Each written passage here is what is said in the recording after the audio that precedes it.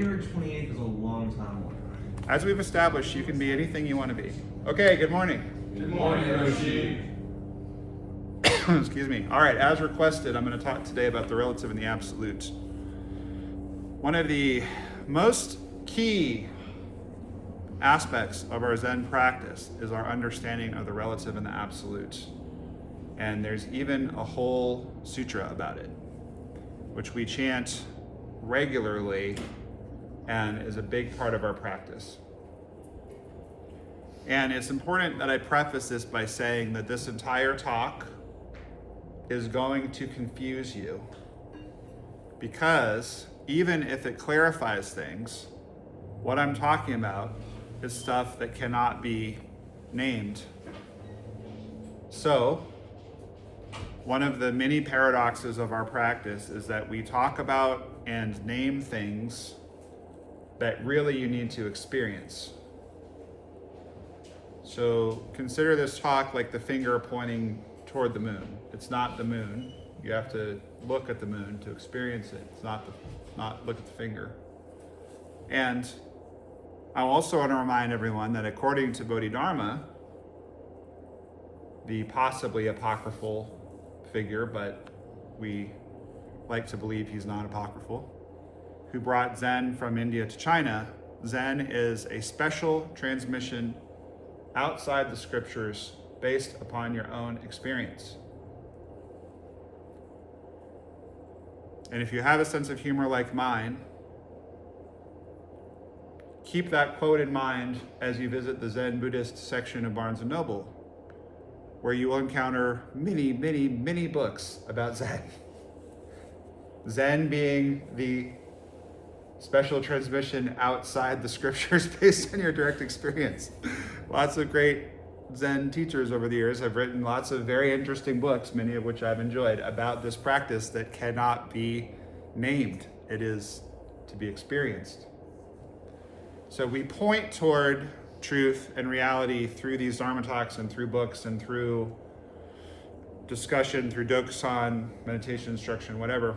But it's to be directly experienced. So as I'm speaking today, I don't want you to get too attached to the words, and I want you to just, literally meditate upon the words. Like, is this something that makes sense to me? Is this something that fits for me? As you're going through your day, notice the interplay of the relative and the absolute. So the absolute could be spoken to as the void, or the totality, the universe, the Godhead,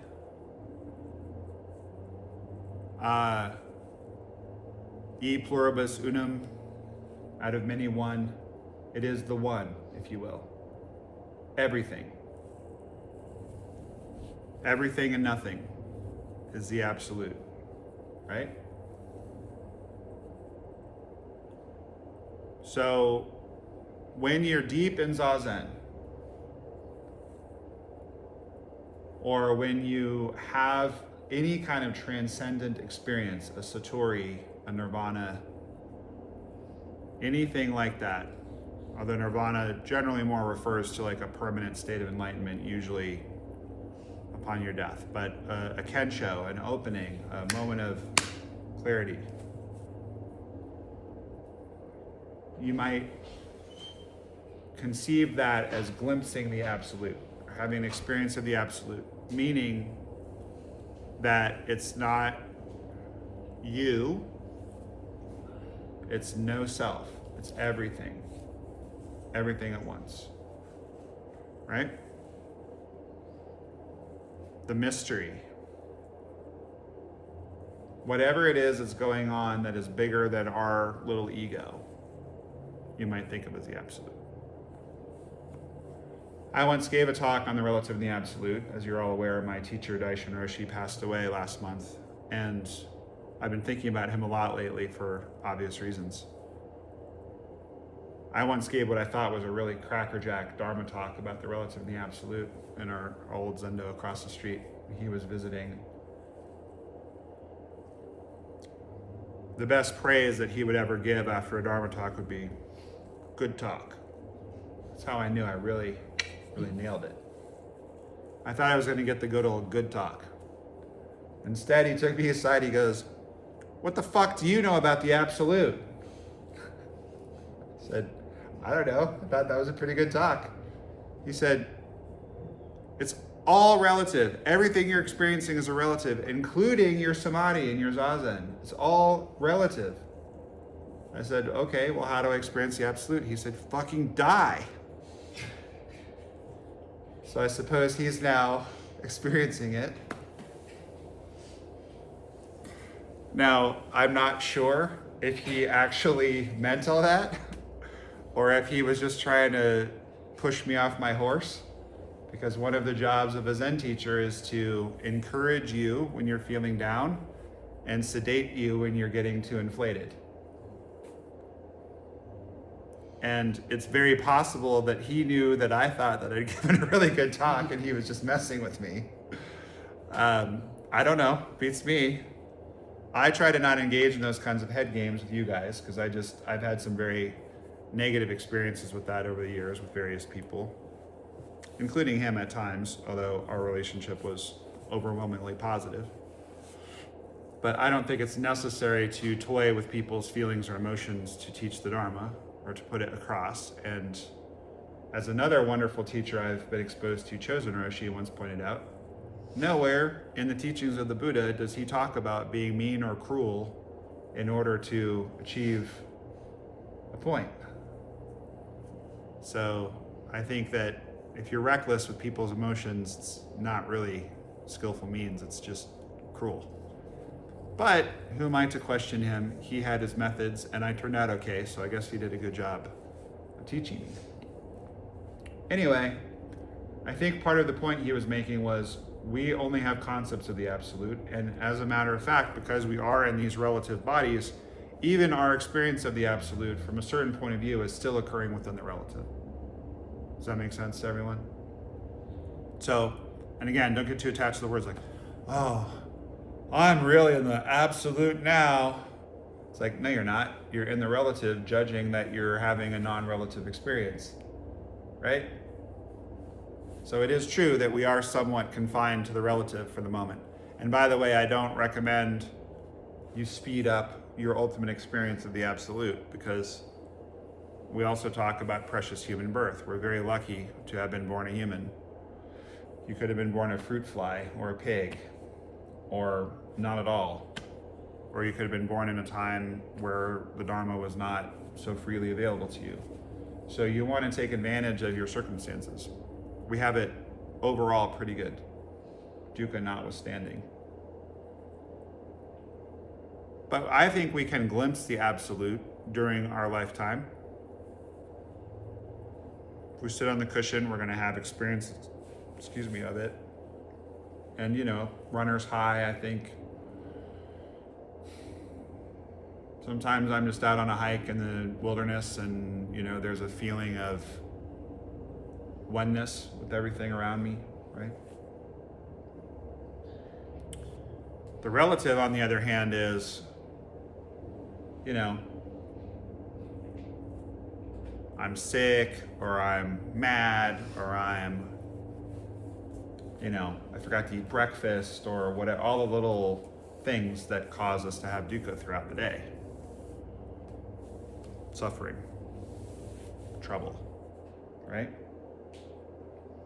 So, in the identity of relative and absolute, it says the absolute works together with the relative like two arrows meeting in midair. So we are always, to some extent, experiencing the absolute and the relative. We as relative beings are part of this much larger being. So like we as individual beings, lowercase b, are part of being, uppercase B. All of the being that is happening, right? So as Zen students, one of the things we're wanting to practice is non-attachment. By the way, that includes not being attached to becoming unattached. Because if you're really holding on to something, that's also freedom. And if you're seeking non-attachment, you have developed an attachment to non-attachment, which is counterproductive. So we're constantly cultivating naturally non-attachment just through sitting. Just sitting quietly and letting whatever arises arise and then dissolve. That is the practice of non-attachment. You're not developing non-attachment when you're sitting Zazen. You are non-attachment when you're sitting Zazen. When you're sitting Zazen, you're not trying to accomplish anything. You're not trying to change anything. It's not a self-improvement project. You're just being. And naturally, that non-attachment leads to to a softening of our relative experience. I've had a couple of challenges lately, one with a client and one with a friend, where I've just come to realize that they just can't get off of their point of view. They just can't. It's not that they don't want to, it's not that they won't, it's not that they're unwilling to. They literally cannot do it. I've come to this conclusion because I've come at it from a lot of different angles, and I've tried to get off of my position and my opinion and approach it in a different way and help them see it in a different way, and they just can't. They're stuck on it. So then I need to not be stuck on the point of view that they should not be stuck on their point of view. If they are stuck on their point of view, then I need to work with that. Neither of them have a meditation practice as far as I know. I wish they would develop one because I think it would help them be more fluid. That's another of the things that we are experiencing when we sit.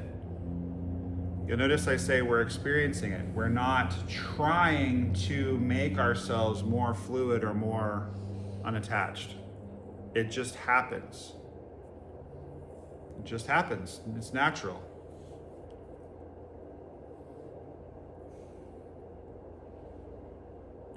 If you eat day-old hot dogs from Circle K, you will naturally feel yucky. If you drink a delicious fresh smoothie from Sedona Juice Company, you're going to naturally feel pretty good. If you sit on the cushion, you are naturally going to feel better. Maybe not in that particular period of Zazen, or maybe not that day, but over time, the more we sit, things arise and they dissipate. They arise and they dissipate over and over and over and over. And you just start to not have such a attachment to your relative experience. You're having it, but maybe the stories are not quite as intense about it. Maybe the consequences of your opinions are not quite as hefty. Maybe you're able to let things sit and be for a minute before you try to go after them. On Sunday, I broke one of my cardinal rules in life, which is that when I am angry, she's like, "Did you drink?" No, I didn't drink. When you're angry, most people think when you're angry, you should address the person you're angry with. They should know that you're angry, and they should stop doing what they're doing so you will no longer be angry, right? Or at the very least, you should discharge your anger. Well, it's been many years since I flew off the handle, but I did with the friend that I aforementioned. And there's various reasons why that I won't really get into, but I had to circle back with him later and I said, "Look, I stand by what I said. I'm very unhappy with you. And I'm not the transgressor in this particular situation. He is, and he has admitted that." I said, I apologize for how I said it, because that's out of alignment with my values. And by the way, it didn't make it better. It did not make it better. And I know better. If I had it to do over again, I probably would have gone and sat instead of called him. because that would have allowed me to tolerate the anger. It might have intensified. It might have been actually a worse day, because it did feel kind of good just to kind of blow them up. And I'm very verbal, so I can trap you. If we get in an argument, I will win. But it didn't really serve the purpose of creating serenity or peace for me, nor peace between he and I. And the peace between he and I doesn't happen when he starts doing what I want him to do. It happens when I am calm. And I may even choose, I was talking to one of you Nokusan about that. I might even choose to keep my distance. That's also peace. Distance doesn't have to be heightened. But my point is that in that moment, I was 100% in the relative. A few weeks ago, this happened. That wasn't okay. And yesterday, this happened. That wasn't okay. And now you're sending me this text that is not okay. Right? Well, I was fully in the I had no perspective in that moment. No perspective. And so what this practice, the good thing is that this practice has given me a much longer fuse, because I am by nature not a patient person. And it's the first time that's happened in a really long time. I think the last time it happened was actually in the clubhouse about 8 years ago, maybe. And I did lose my temper with a student. And it was not strategic. It was just, I hit my limit. That actually turned out pretty well though, because he kind of like turned it around after that. I think he didn't want to have to experience that again. But it was not skillful. You know, so even when we've been practicing for 30 years, we're still subject to the laws of cause and effect. We're still in a subjective reality. We're still in the relative. We're still experiencing dukkha. We're still going to make mistakes. And I've talked a lot about kind of paradox and irony today, but one of the paradoxes of our life and of our practice is that you will never completely eliminate suffering. And I think Daishin was right. You will never experience no self fully until you are no longer a self, which again, don't rush that process, because you have a wonderful opportunity being a self to create connection and make the world a better place and enjoy your life. And I don't know that the void is better than this. So I'm going to postpone that as long as possible. But as long as we're experiencing this relative life, we're going to make mistakes, we're going to get frustrated, we're going to have dukkha. It is not avoidable. You cannot avoid it. However, I've done the math, and it's actually possible to reduce your dukkha by 87.3%. That's an exact number. I've got the Excel spreadsheets and everything. There are days where it goes so well that I forget that I'm subject to laws of cause and effect and to dukkha, and then dukkha comes along and bites me in the ankle, and I go, I thought I'd solved this. You will never solve it. It's forever going to humble you. But it can get so good. It can get so much better than it is. I mean, even this situation with this particular friend of mine, there's kind of an unsteady peace right now. Like, it's not really resolved, but it's like I'm not waiting on him to do anything or make a big amends, and I'm not particularly wound up about it. It's kind of like, well, he's gone through some stuff, and he made some mistakes that I found hurtful, and he hasn't really fixed it, and that's fine. I'm just not going to be that close until and unless that happens. It's not a big deal. Certainly felt like a big deal over the weekend, but these things pass. Because why? Because you sit on the cushion and things arise, intensify, and dissipate. They arise, intensify, and dissipate. And by the way, that's constantly happening when you're not on the cushion too. Things arise, intensify, and dissipate. Does anyone remember the difference between meditation and mindfulness? Part of the Eightfold Path. Meditation is on the cushion, mindfulness is when you're not on the cushion. Right. So when you're not on the cushion is when mindfulness is happening. But all the stuff that's happening on the cushion is happening off the cushion. One way to think about it is that your time in here on the cushion is practice. That's why we call it a meditation practice, by the way. And what happens out there is the game. And the way you practice is the way you'll perform. So if you practice well, your life will go well.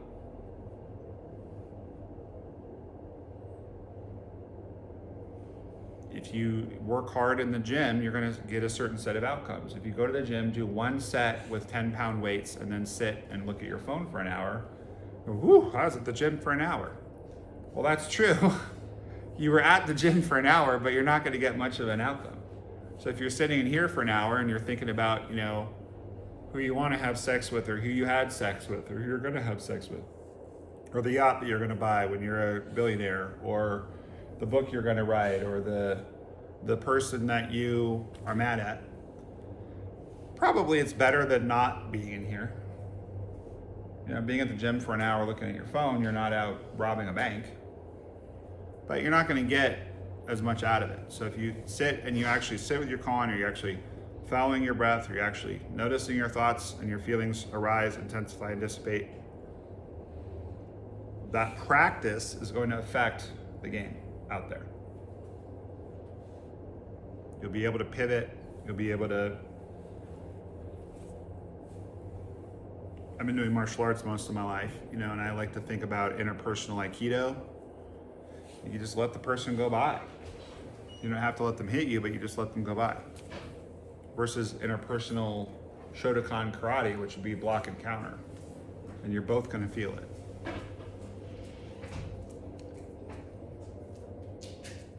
So again, you're not going to ever resolve dukkha, and you're not going to resolve being a human being having a relative experience relative to other humans and relative to your own karma and history.